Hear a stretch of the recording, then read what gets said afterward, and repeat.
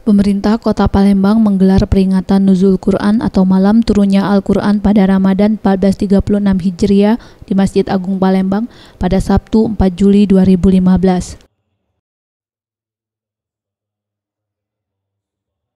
Kegiatan ini dihadiri PLT Wali Kota Palembang Harno Joyo, Gubernur Sumatera Selatan Alek Nurdin, Pangdam II Sriwijaya Maijen TNI Iskandar MS, Kapolresta Palembang Kombes Pol Cahyono Prawoto, Ketua DPRD Kota Palembang Iwan Darmawan.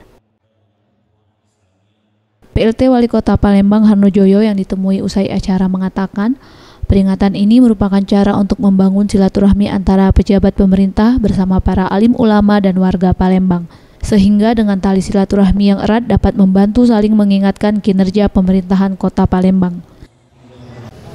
Dalam peringatan ini semoga kita ambil hikmah ya.